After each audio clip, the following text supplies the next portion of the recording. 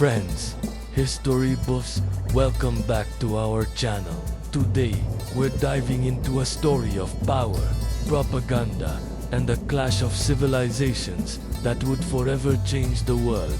This isn't just a battle, it's the final, dramatic act of the Roman Republic, starring three of history's most iconic figures: the calculating Octavian, the brilliant General Mark Antony, and the legendary Queen of Egypt, Cleopatra. Get ready for the War of the Worlds, Rome versus Egypt.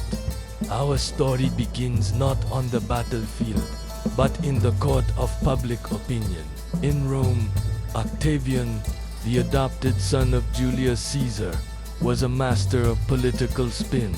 He knew he couldn't just declare war on Antony, a fellow Roman.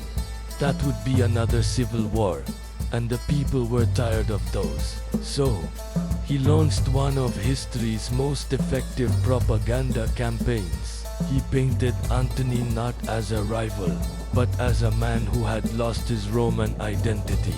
He claimed Antony was bewitched, a puppet of a foreign queen, Cleopatra. Octavian's narrative was simple and powerful. Antony had abandoned his Roman wife Octavian's own sister, Octavia IV, an exotic sorceress who dreamed of conquering Rome itself. He portrayed Antony as lazy, decadent, and drunk on Eastern luxuries, a man who had gone native in Egypt. This wasn't a fight for power, Octavian argued, but a fight to save Roman values from foreign corruption. Meanwhile, in the vibrant city of Alexandria, Antony and Cleopatra were not idle. They were deeply in love, yes, but they were also a formidable political and military alliance. They saw Octavian as a power-hungry usurper, twisting the truth to consolidate his own authority. They began to prepare for the inevitable conflict. Antony, still one of Rome's most respected commanders, rallied the Eastern legions loyal to him. Cleopatra, a shrewd and capable ruler, opened Egypt's vast treasury. She didn't just provide money. She funded the construction of a massive fleet and ensured the armies were supplied with grain from the fertile Nile Valley. Together, they represented a fusion of Roman military might and Egyptian wealth, a superpower that posed a very real threat to Octavian's ambitions. They weren't just lovers. They were partners in a grand vision for a new kind of empire, one centered in the East. The flashpoint for this epic conflict was a quiet bay on the western coast of Greece, Actium. This is where Antony and Cleopatra decided to gather their forces. By the spring of 31 BC, they had assembled a colossal army and a powerful navy.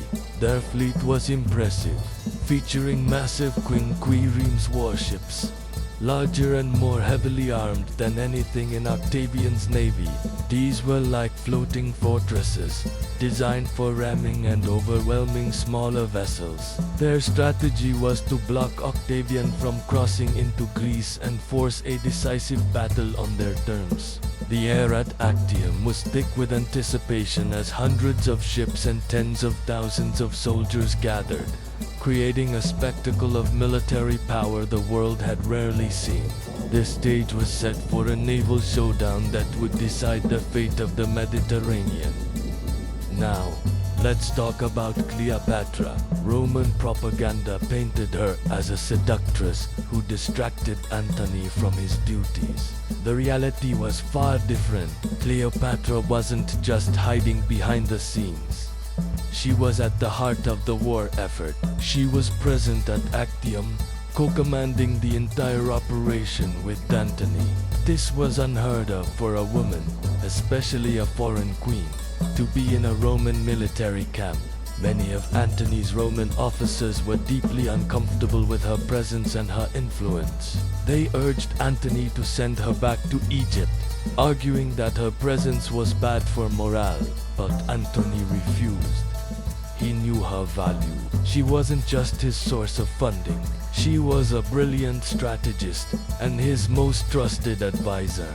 Her courage to stand with her army, defying all Roman conventions, showed her absolute commitment to their shared cause and her willingness to risk everything. The Battle of Actium, fought on September 2nd, 31 BC, was not the straightforward clash many expected.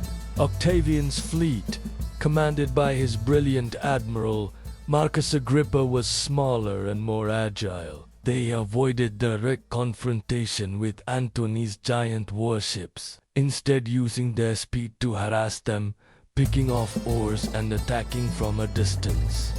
The battle raged for hours with no clear winner. Then, something strange happened. A gap appeared in the center of the fighting, and Cleopatra's squadron, with the queen herself on board, suddenly broke through the line and sailed south, away from the battle. Antony, seeing her ship depart, abandoned his flagship, boarded a smaller, faster vessel, and followed her. The exact reason for this maneuver is one of history's great debates. Was it a pre-planned escape, a strategic withdrawal gone wrong? Or did Antony, in a moment of panic, simply follow the woman he loved? Whatever the reason, the effect was catastrophic. When the rest of Antony's forces saw their commanders fleeing, morale completely collapsed. What had been a stalemate turned into a rout. Ships surrendered, legions deserted, and the grand army that Antony and Cleopatra had spent years building simply melted away. The tides of destiny had turned decisively in Octavian's favor. In a single afternoon, the war was essentially lost. The dream of an Eastern-centered empire died in the waters off the coast of Greece. For Antony and Cleopatra, their escape from Actium was not a reprieve. It was merely the beginning of the end. They had escaped with their lives, but they had lost everything else. Their return to Egypt was grim. The news of the disaster at Actium had preceded them. The vibrant confidence they once shared was replaced by despair. Antony fell into a deep depression, while Cleopatra, ever the pragmatist, tried to salvage what she could. She even considered a daring plan to move her remaining ships overland from the Mediterranean to the Red Sea to escape to India. But it was too late. Octavian was closing in. He methodically secured the loyalty of the eastern provinces and their legions, many of whom had once served Antony. By the summer of 30 BC, Octavian's forces were at the gates of Alexandria itself. The final act of this tragedy was about to unfold in the heart of Egypt. There would be no more battles, only the final, heartbreaking moments of two of history's most famous lovers, caught in the unforgiving grip of fate and the rival who would stop at nothing to win. The Roman Republic was dead, and a new era, the age of the Roman Empire, was about to be born from the ashes of their defeat. What an incredible and tragic story. It shows how personal relationships, political spin, and military strategy can combine to change the course of history forever. What do you think? Was Antony a fool for love, or was Octavian just a more ruthless politician? Let me know your thoughts in the comments below. Thank you so much for joining me on this journey back in time. If you enjoyed this video, please hit that like button, subscribe to the channel, and ring the bell so you don't miss our next historical adventure. We'll see you in the next one.